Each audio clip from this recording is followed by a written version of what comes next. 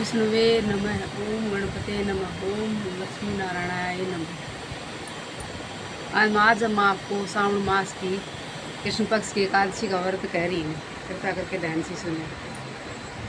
कुंती पुत्र धर्मराज युधिष्ठिर बोले कि हे भगवान, आप मुझे श्रावण मास के कृष्ण पक्ष की एकादशी की सविस्तार कथा सुनाइए। उस एकादशी का नाम तथा उसकी विधि क्या है, इसमें कौन से देवता की पूजा होती है। श्री कृष्ण भगवान बोले, हे राजन, मैं एकादशी की कथा कहता हूँ, उसे ध्यानपूर्वक सुने। एक समय इस एकादशी की पावन कथा को भीष्म पितामह ने लोकहित के लिए नारद जी से कहा था। एक समय नारद जी ने पूछा, पितामह, आज मेरी श्रावण मास की कृष्ण पक्ष की एकादशी की कथा सुनने की इच्छा है।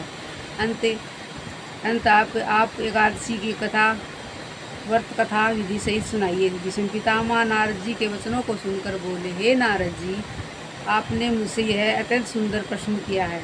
अब आप ध्यानपूर्वक सुनिए, लगाकर सुनिए। श्रावण मास के कृष्ण पक्ष एकादशी का नाम कामदा एकादशी है। इस एकादशी की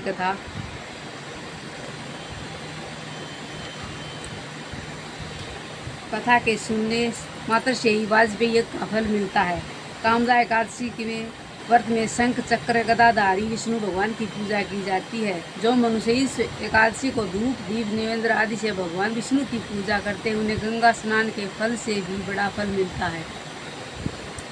यही फल सूर्य चंद्र ग्रहण के द्वारा और कुरुक्षेत्र में स्नान करने से मिलता है। श्री विष्णु भगवान के पूजन का फल समुद्र और वन सहित पृथ्वी दान करने और सिंह राशि वालों को गोदावरी नदी में स्नान करने के फल से भी अधिक होता है। यदि प्रतापव्रत में गंडक नदी में स्नान करने से जो फल मिलता है, वह फल भगवान की कृपा करने से मिल जाता है।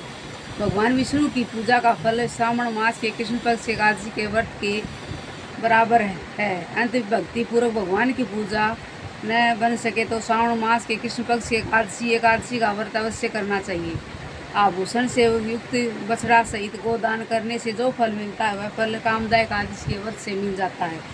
जो उत्तम द्रव्य श्रावण मास के कृष्ण पक्ष की कामदा एकादशी का व्रत करते हैं तथा श्री विष्णु भगवान की पूजा करते, उससे समस्त वेद नाग किन्नर पितृ आदि की पूजा हो जाती है। हे नारद, स्वयं भगवान ने अपने मुख से कहा कि मनुष्य जो अध्यात्मक विद्या से जो फल मिलता है, उससे अधिक फल कामदा एकादशी व्रत करने से मिल जाता है। इस व्रत के करने से मनुष्य अंतिम समय अनेक दुखों से मुक्त यमराज तथा नरक के दर्शन नहीं करता। कामदा एकादशी व्रत तथा रात्रि के जागरण से मनुष्य को कुर्योनी नहीं मिलती और अंत में वह स्वर्लोक हो जाता है। जो मनुष्य उत्तम मनुष्य श्रावण मास के कृष्ण पक्ष के कामदा एकादशी को तुलसी से भक्ति पूर्वक श्री विष्णु भगवान की पूजा करते हैं, वे इस संसार सागर में रहते हुए भी उसे इस प्रकार अलग रहते हैं जिस प्रकार कमल जल में रहता हुआ भी जल से अलग नहीं रहता। भगवान की तुलसी दल से पूजा करने का फल 1 बार स्वर्ण और 4 बार चांदी के दान के फल के बराबर है। श्री विष्णु भगवान रत्न मोती मणि आभूषण आदि की अपेक्षा तुलसी दल से अधिक प्रसन्न होते हैं। जो मनुष्य भगवान की तुलसी से पूजा करते, उनके समस्त पाप नष्ट हो जाते हैं। हे नारद, मैं स्वयं भगवान की अत्यंत प्रिय श्री तुलसी जी को नमस्कार करता हूँ। तुलसी जी के दर्शन मात्र से मनुष्य के समस्त पाप नष्ट हो जाते हैं और शरीर के स्पर्श मात्र से मनुष्य पवित्र हो जाता है। तुलसी जी को जल से स्नान कराने से मनुष्य की समस्त यम यातनाएं नष्ट हो जाती है। जो मनुष्य तुलसी जी को भक्ति पूर्वक भगवान के चरण कमलों के अपीत करता है, उससे मुक्ति मिलती है। जो मनुष्य एकादशी के दिन भगवान के सामने दीप जलाते हैं, उसके पितृ स्वर्लोक में सुधा का पान करते हैं। जो मनुष्य भगवान के सामने घी या तिल का तेल का दीपक जलाते हैं, उनसे सूर्य लोक में भी शस्त्रों दीपकों का प्रकाश मिलता है। इस व्रत के करने से ब्राह्मण हत्या आदि के सभी के पाप नष्ट हो जाते हैं और जो मनुष्य इस व्रत को करते हैं, वे इस लोक में सुख भोगकर अंत में विष्णु लोक को जाते हैं। इस कामदा एकादशी के माध्यम से श्रवण व पठन से मनुष्य लोक को जाते हैं। बोलो विष्णु भगवान की जय।